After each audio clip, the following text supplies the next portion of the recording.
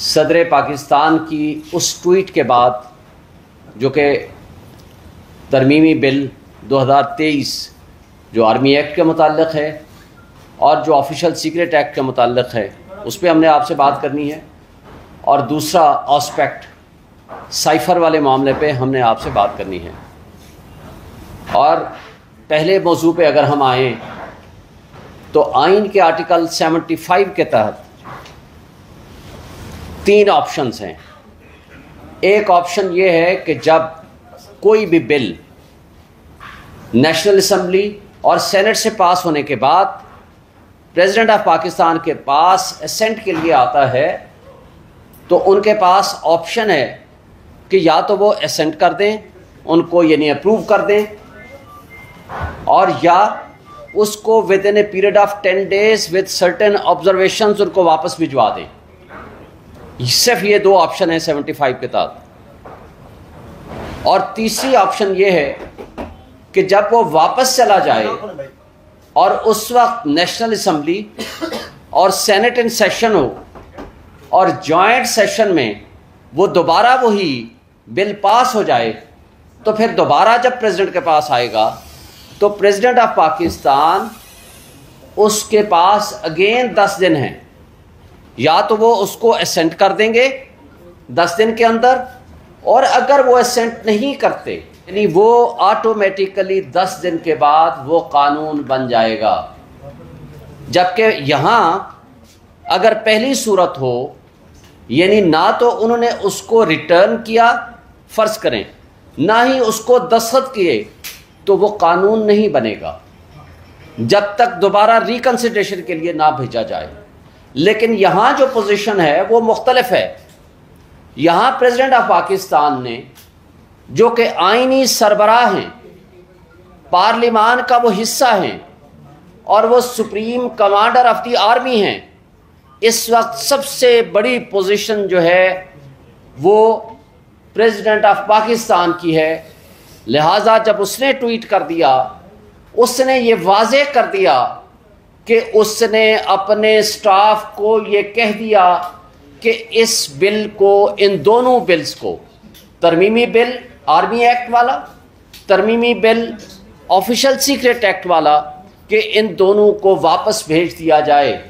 اور نہ صرف واپس بھیجنے کا کہا ایک دفعہ، بلکہ ٹائم اینڈ اگین ان سے پوچھا، اور ان کا سٹاف ان کو بتاتا ہے کہ ہاں جی ہم نے کمپلائی ود کر دیا آپ کے آرڈر کو۔ لیکن بدقسمتی سے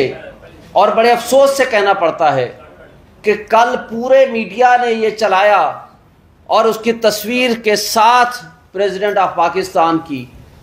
کہ انہوں نے ان دونوں بلز کے اوپر دستخط کر دیے ہیں۔ میں آپ سے سوال کرتا ہوں، سب سے پہلا، کیا یہ کس نے ان کو انفارمیشن دی میڈیا کو کہ جناب یہ دستخط ہو چکے ہیں؟ اور میڈیا کا کیا وہ سورس تھا، کیا اس کی اتھینٹسٹی رہ گئی ہے کہ وہ ایسے سٹیٹمنٹ جاری کر دیں اور سارے جو میڈیا ہاؤسز ہیں وہ اس کو کاپی کریں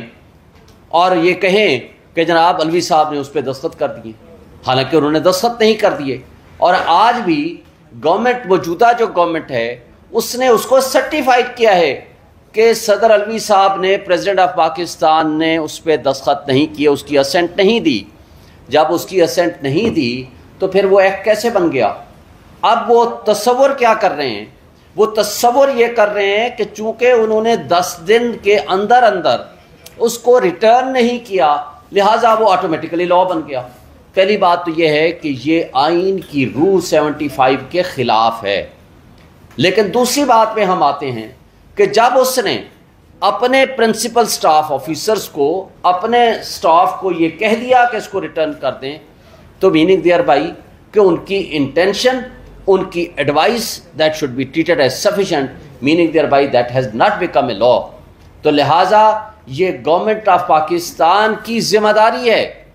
کہ آئینی سربراہ صدر مملکت کی اس ایڈوائس اور اس کلیریفیکیشن کے بعد اس ایکٹ کو اور اس نوٹیفیکیشن کو ودرا کریں، اور اگر وہ نہیں کرتے ہیں تو ہم پی ٹی آئی کی کور کمیٹی کے فیصلے کے مطابق اس کو فوری طور پر ہم سپریم کورٹ میں چیلنج کریں گے، اور انشاءاللہ تعالی ہم یہ سمجھتے ہیں کہ یہ قانون آئین کے متصادم ہے، یہ قانون جاری نہیں رہ سکتا، یہ quorum non judice ہے، وداؤٹ lawful authority ہے، it has no legal value in the eye of law, it should be declared as such، اور اس کو فوری طور پر ختم ہونا چاہیے۔ اب اس میں ایک سوال یہ پیدا ہوتا ہے کہ یہ جلد بازی میں یہ پارلیمان نے یہ کیوں کیا تھا؟ پارلیمان بیسیکلی ربر سٹیمپ بن چکی تھی۔ ان کے اپنے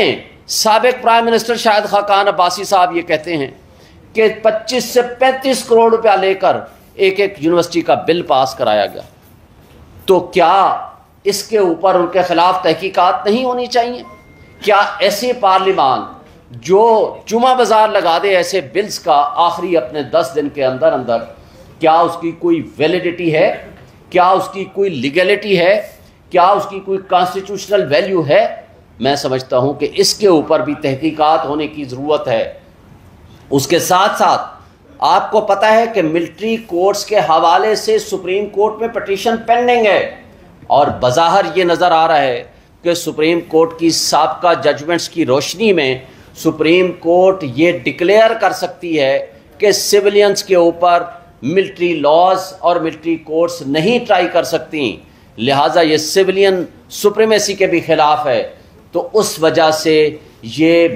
ملی بھگت کر کے سٹاف کے ساتھ مل کے جن لوگوں نے اس ایکٹ کو پاس کرایا ہے، نہ صرف وہ مجرم ہیں، انہوں نے جرم کا ارتکاب کیا ہے، نہ صرف ان کے خلاف کرمنل فوجداری مقدمات درج ہونے چاہیے، بلکہ ان کے خلاف ڈسپلنری مقدمات بھی درج ہونے چاہیے، اور ان کو نوکری سے برخاست کیا جانا چاہیے، اور اس پہ ان کے خلاف فوری طور پر ایکشن ہونا چاہیے۔ اور میں سمجھتا ہوں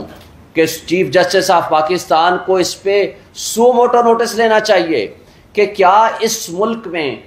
آئینی طور پر کوئی آئینی ادارہ باقی رہ گیا ہے کہ جس کی کریڈیبلٹی متاثر نہ ہوئی ہو، جس کی ساکھ متاثر نہ ہوئی ہو؟ کیا یہ ملک، جیسے ہم ماضی میں بڑے عرصے سے 8 مہینے سے کہہ رہے ہیں کہ یہ ملک بے آئین ہو چکا ہے،